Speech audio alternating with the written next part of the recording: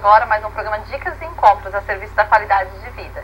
Mais uma vez, obrigada por entrar no seu lar, na sua casa, por fazer companhia aí neste momento agradável que você está na frente da telinha, nos assistindo, para que a gente leve para você um pouquinho a respeito de educação, a respeito de saúde, dicas.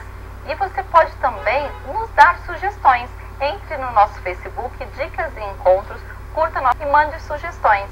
Também através do e-mail, tvjaú@gmail.com, tanto ligado no canal 2 da NET Jaú, quanto o www.tvcjaú.com.br. E hoje nós vamos falar sobre muito polêmico, muito interessante, que é a respeito de drogas, curiosidades, perguntas, para que você esteja conectado e ligado aí a respeito desse assunto que destrói a vida de muitas pessoas. E nós estamos aqui com a Adriana Meiado, doutora Adriana, né, que é professora, mestre, doutora, coordenadora adjunta, né, do curso de Psicologia da Fundação. E a gente vai falar a respeito disso, né, curiosidades, malefícios das drogas. Então, obrigada, viu, doutora Adriana, por você estar aqui com a gente, tá, por você participar. É sempre um prazer, né, a gente levar um pouco de informação para a comunidade. Com certeza. E assim, ó, nós falamos a respeito de drogas, né? Drogas, tá, mas qual que é a definição de drogas? O que vem a ser a droga? Então, nós trabalhamos com o conceito da Organização Mundial de Saúde. Droga é toda substância, né, natural ou sintética que causa uma modificação no organismo.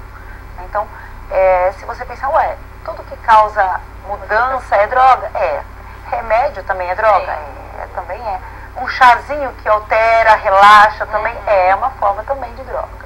Entendi. Então, qualquer substância que altere é considerada uma droga. Tá. E o que leva uma pessoa a usar drogas? Drogas no sentido, no caso, não dos remédios, que aí é porque a pessoa está doente, o médico receitou, né?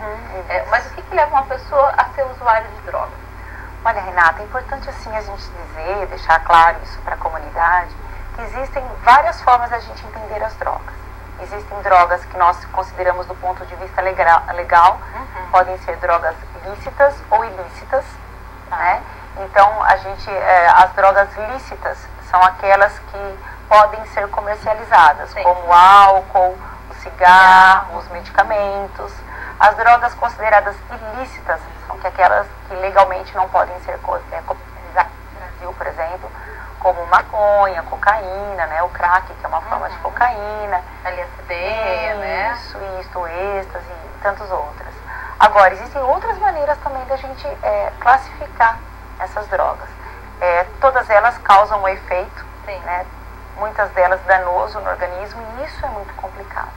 Então, é importante que as pessoas hoje saibam, conheçam a respeito, tenham informações sobre drogas, porque a gente percebe que as pessoas mais jovens, as crianças e adolescentes, dão um banho nos adultos com relação ao tema. Então a gente precisa sim levar essas informações para a comunidade. Se inteirar, né? Porque às vezes você está passando por um problema desse em casa, com um familiar seu, e você nem sabe, né? Isso. Às vezes está ali, assim, nos seus olhos e você não consegue perceber o que está acontecendo, né? E quando você perguntou sobre o que leva, são diversos fatores que podem levar uma pessoa a fazer uso das drogas. Desde uma indicação médica, né, para curar uma doença ou amenizar algum sofrimento, até o uso recreacional, para ter um efeito entorpecedor. E por um prazer momentâneo, alguma coisa assim, né? E isso é muito complicado.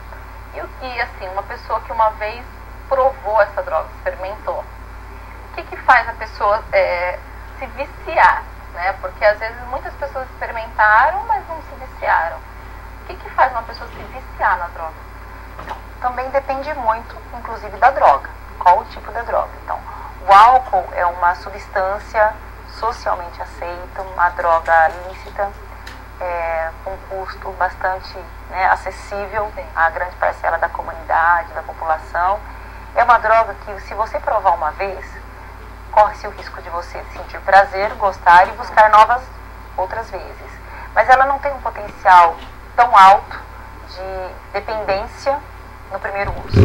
Diferentemente, por exemplo, do crack, que é uma droga que tem um alto potencial de dependência, da pessoa se viciar no primeiro uso. Isso é muito sério. Entendi. Então, na verdade, assim, o álcool, ele também traz danos para a saúde. Tem muitas pessoas que se viciam, mas até ele chegar a ser viciado vai um longo tempo, né? A pessoa vai bebendo, bebendo, bebendo, socialmente, é lícito, todo mundo aceita, né?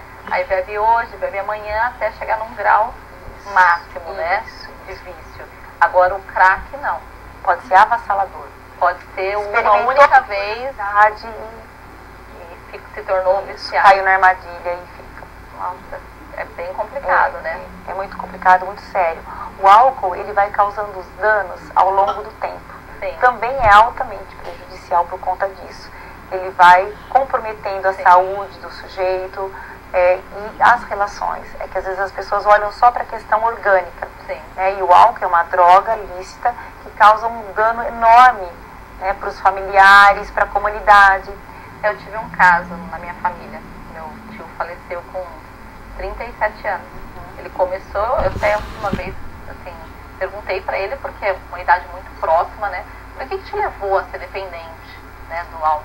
Ele falou, não, na verdade comecei brincando com meus amigos ali, né, da escola. Então comecei bebendo e tal, e ele tomava pinga, né? Então tomava uma hoje, tomava uma amanhã, né? E aí foi indo. Até que ele tomava uma garrafa por dia, assim, 2 garrafas. E ele faleceu com tudo corroído por dentro mesmo, né? É, porque o nosso organismo, ele não tem esse preparo para processar o álcool, né? Então ele vai causando sérios danos. Sim. E sem contar que hoje os estudos mostram que o álcool está associado a muitas outras formas, né, de danos. Acidentes de trânsito, violência doméstica, né? Sim. Então isso é muito... Outra fica uma família desestruturada, né? Isso, a gente costuma dizer hoje que assim, a forma com que as famílias têm se organizado, nós classificamos como funcionais ou disfuncionais. Não é porque a família não tem a presença paterna ou materna, ou, né, ela tem um formato diferente, que ela não vai ser uma boa família. Se ela tiver funcionalidade entre seus membros, isso é suficiente. Ocorre que quando há o uso do álcool de uma forma abusiva, gerando dependência dos seus membros, essa família vai se tornando disfuncional e isso vai prejudicando toda a qualidade de vida dos seus membros, não só da pessoa que faz uso. E isso é muito complicado, muito ruim, reflete muito inclusive nas crianças. Sim, é que eu não vou me aprofundar nesse caso do meu tio, né? Ele nem é de Jaú, mas realmente refletiu em toda a família. Ele faleceu, mas tá aí, assim, os meus primos, a minha tia, ficou aquele dano, aquele rastro que infelizmente é difícil de reparar, né? A droga faz bem complicado. E assim, a gente falou a respeito disso, quanto tempo uma pessoa leva, né, para se tornar dependente, depende muito do caso, né? E a respeito de uma curiosidade, né, que eu estava pesquisando, na verdade esse problema de droga é muito antigo, né? Em 1830, 1860, existiu guerras do ópio. Foram travadas entre ingleses e chineses, não queriam mais permitir a entrada do entorpecente, né? E aí a derrotada China teve de aceitar a legalização da importação para o país até 1949. Então, assim, esse problema é muito antigo, né? Como que você vê isso? Você acha que um dia a gente vai conseguir ficar livre ou só vai piorar? É interessante isso. A droga, ela é universal, ela é muito antiga na história da humanidade, né? Muito antes até de haver escrita já há indícios de que já havia drogas na Bíblia, né? A gente constata lá o uso embriaguez, lá em Gênesis a gente encontra embriaguez. Então, eu sempre costumo dizer e assusto as pessoas quando eu digo isso. Foi avassaladora, né? Quando ele se embriagou ali, tem um rastro, né? Os filhos e tudo. Então, assim, o que eu coloco é que a droga não faz mal nenhum. O problema é quando você gosta do ser humano. Esse é o grande problema. Então, a droga, ela pode continuar existindo. São seres humanos que precisam aprender a conviver de uma forma harmônica sem comprometer a sua vida, a sua saúde e as suas relações. Porque dizer que um dia nós vamos exterminar da face da terra as drogas, ela é cultural, né? Isso não vai acontecer. A nossa relação com ela é que é complicado. E isso, mais uma vez, é a importância da gente estar aqui para discutir isso. Sim, de levar essa conscientização até, né, para as pessoas de casa. E quais as doenças mais comuns ocasionadas pelo uso das drogas? Então, por exemplo, tem estatísticas mostrando aqui no Brasil e no restante do mundo também, o tabaco, né, que é uma droga lícita, e ele causa muitos prejuízos com relação à saúde, à questão respiratória, estomacal. Então, né, ele causa maior probabilidade de desenvolvimento de câncer, né, então dificuldades respiratórias, problemas de faringe. Então ele causa um dano, movimento de veias também, né? Eu já vi pessoas AVC, comprometimento, como se chama aquele problema que tem até que tem um trombose, né? Porque constrição, sim, né? Isso. Tudo ocasionado pelo tabaco, né? Isso. E o álcool também, né? Aquilo que a gente já até começou a comentar do estrago que ele provoca, né? Em todo o sistema hepático, estômago e tudo isso. Então é altamente danoso. E outras drogas? Qual o mal que ela faz para a saúde? Por exemplo, uma cocaína, um crack? Hoje nós temos estudos na área da neurociência, né, já mostrando os danos que ela faz no cérebro humano. Então, principalmente, por exemplo, gestantes que fazem uso da substância, isso é passado para o feto via corrente sanguínea. Então, isso pode dar um atraso no desenvolvimento, facilita o aparecimento de outras doenças, sem contar a questão, por exemplo, do compartilhar seringas, né, a transmissão do HIV, então, né, e depois mais tarde a AIDS, a transmissão do HIV. Então, tudo isso são complicadores para a saúde do indivíduo.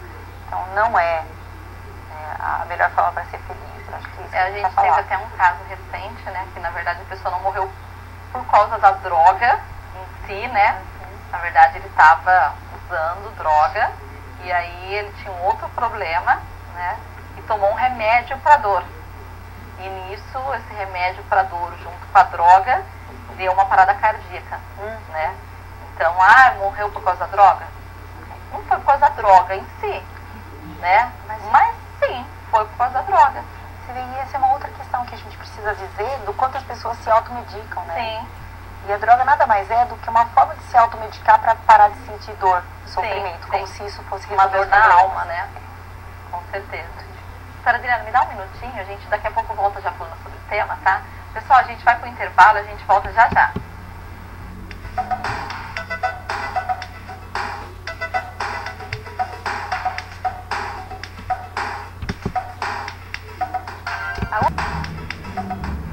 Voltamos agora com o nosso programa Dicas e Encontros a serviço da qualidade de vida. E não esqueça de curtir nossa página no Facebook, Dicas e Encontros, e deixar seu alô, seu recado lá para nós. Voltamos aqui com a doutora Adriana Meiado, né? Nós estávamos conversando aqui durante o intervalo a respeito do uso medicinal da maconha, né? Outro dia até a gente ouviu falar numa rede de televisão a respeito desse uso medicinal. Dizem que usam para estimular o apetite, diminuir dor, em casos de pacientes com câncer terminal, portadores de HIV ou doenças que causam espasmos musculares, né? É verdade que ela é boa para a saúde? Olha, ela é utilizada em alguns países sim. Quando a pessoa tem um sofrimento muito grande, em algumas situações é indicado porque o dano de benefício ainda é compensador diante do dano, né, prejudicial. Mas isso é em alguns casos para algumas pessoas. Então a gente não pode generalizar porque não é bem assim. Aqui no Brasil nós adotamos uma outra forma, uma outra política de entendimento do uso da maconha. Isso está em discussão, é uma questão importante da gente trazer para o público, mas ainda há muitos estudos reticentes com relação a essa questão. Tem alguma doença grave que está em discussão que a maconha pode causar ou está causando?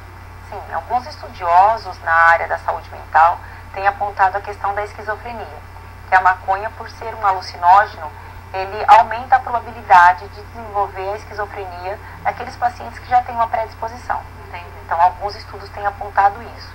Ainda é um tema bastante polêmico. Então, diante, né, do que está posto, quando as pessoas me indagam a respeito disso, eu digo, olha, nós vivemos num país onde nós ainda não conseguimos conviver de uma maneira harmoniosa com a questão do álcool e do cigarro. Nós não temos políticas públicas para lidar com as doenças que isso traz. Falar sobre legalização de maconha agora é o momento? Com certeza não. E até o pessoal está falando muito a respeito de uso medicinal, né, da maconha. Eu não concordo, né, porque se tem tantos estudos apontando que a maconha é ruim, que a maconha faz mal, aí outro lado, pessoas defendendo o uso medicinal, poxa, então fica que as pessoas, né, que já tem aquela predisposição, fica ali olhando e falando, não tem problema, né, vou usar, é medicinal, tá vendo, eu tô nervoso, vou relaxar, né. Sim. Então o que acontece e às vezes a gente se depara com os adolescentes cobrando muito isso. Sim. Mas maconha é uma droga natural, não faz mal nenhum, né?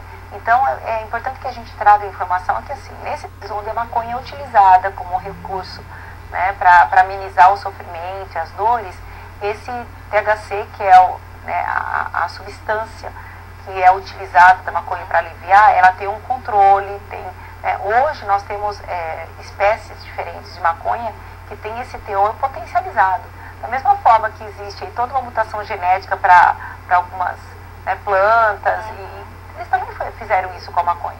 Então tem maconhas que tem um alto teor THC que faz um dano, um estrago muito grande, que é prejudicial. Então não dá para comparar o que acontece lá fora com o que nós temos aqui, porque os nossos recursos, a forma da gente lidar com isso é muito diferente. Então hoje o que a gente sabe, que os estudos têm apontado nessa área de neurociência também, é que ela está muito vinculada ao desencadeamento da esquizofrenia. Então como você não sabe se você tem ou não potencial para desenvolver, eu como profissional da saúde recomendo não experimentar antes que você tenha certeza. Sim, com certeza. E qual que é o tratamento para uma pessoa dependente de droga? Chegamos num ponto muito importante, Renata, e complicado, porque hoje nós vivemos no país um momento de escassez, de ausência de políticas públicas ou de precariedade de políticas públicas de saúde nessa área. Nós temos um sistema que está posto para que funcione, que é estruturada com os CAPs AD, né? E às vezes a gente acha que a atenção básica não deve trabalhar também com a questão das drogas. Sim, a atenção básica também precisa fazer o rastreamento, fazer prevenção, fazer orientação, fazer encaminhamento, porque o que acontece é que os CAPs, nem todo município tem, CAPs AD, o indicativo seria um CAPs 3, onde ele ficasse 24 horas para atender as pessoas que estão uma maior vulnerabilidade ou com um comprometimento maior, mas isso também é muito difícil, né? São municípios de grande porte, então o tratamento tem sido muito complicado. Nós estamos trabalhando muito em cima de apagar incêndio, como a maior parte das prevenir, né? Você está apagando incêndio. Então. E a gente percebe em alguns momentos o governo trazendo propostas equivocadas, querendo ampliar vagas em hospital, como se isso só fosse a solução, né? Então a gente esquece que tem toda aí uma luta de 20 anos de luta antimanicomial, onde a gente lutou para que as pessoas que tivessem um sofrimento psíquico, né, tivesse o seu tratamento na sociedade. Então as políticas, eu acredito ainda muito no CAPS, na proposta da atenção, né, junto à comunidade. Então nós precisamos tratar melhor os hospitais gerais, eles podem também nos ajudar nesse sentido, o período da desintoxicação. Nós precisamos fortalecer os CAPs AD, CAPs 3, ambulatórios de saúde mental, para trabalhar com o tratamento. É isso que eu penso.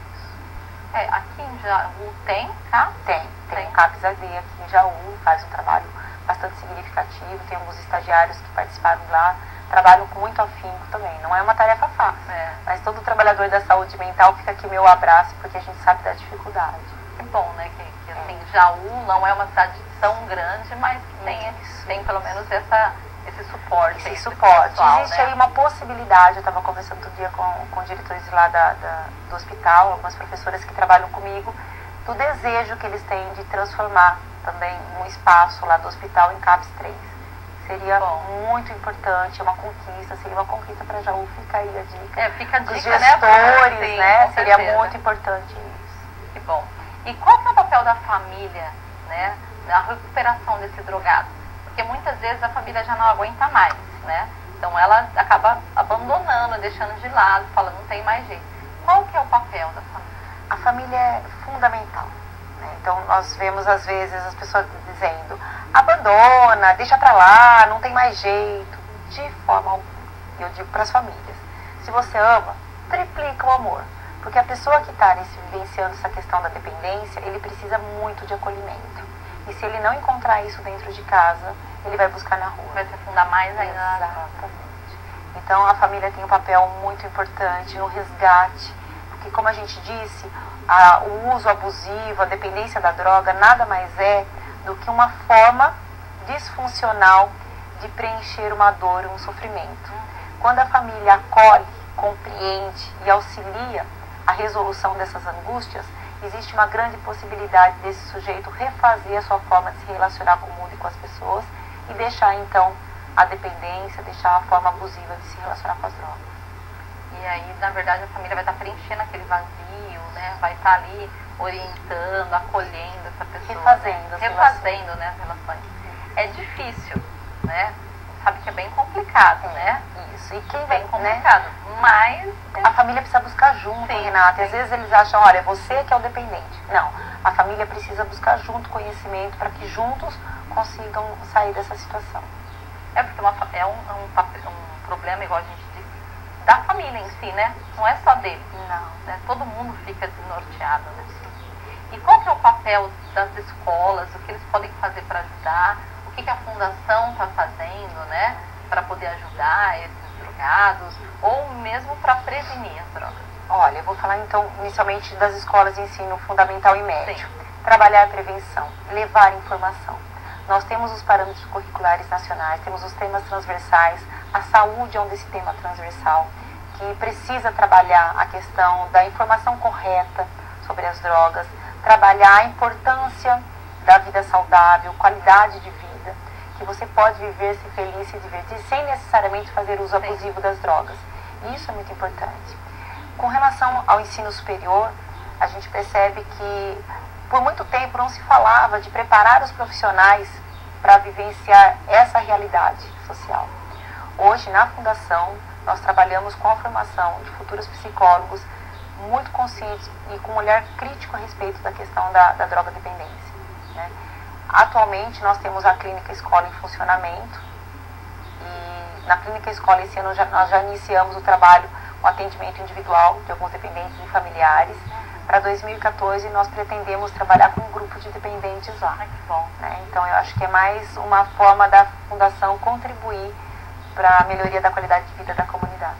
A gente espera estar junto com vocês lá, né? Com dicas e encontros para poder ajudar, né? Para poder estar ali passando aquilo que vocês têm ali na Fundação também para o pessoal de casa, né? É um orgulho muito grande ver o quanto a Fundação tem contribuído nesse sentido no apoio, né, psicológico das pessoas. A gente tem visto, esse ano foi um ano muito bonito, onde os profissionais puderam fazer o atendimento, você vê as pessoas melhorando, trazendo isso, né? Estabelecendo novas formas de se relacionar. Então é muito bacana. E essa pessoa que é dependente, né? Como que a gente chega nele para falar para ele procurar um tratamento? Porque muitas vezes ele fala, não, eu não sou viciado, né? Eu só uso droga só de final de semana, ou só de vez em quando, ou só bebo de vez em quando, mas na verdade ele está bebendo todos os dias, ou ele está usando droga todos os dias. Como que a gente faz para chegar nessa pessoa e conscientizar ela do problema? A forma da abordagem é muito importante. Você lembrou de um tópico fundamental, porque a maneira com que você chega e traz o assunto à baila, para quem está no meio do turbilhão, do furacão, às vezes é altamente agressivo e ofensivo. Tem que saber fazer isso. Se o familiar tem uma proximidade, tem um vínculo, tem uma boa relação, não é no momento que a pessoa está sob efeito da droga, do álcool ou qualquer outra droga, que é o momento de dizer. É depois.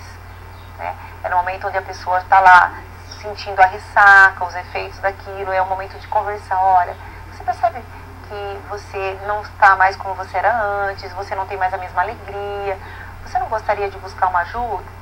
Se isso for muito difícil, existem profissionais que podem fazer isso, né? Você pode buscar orientação no próprio CAP.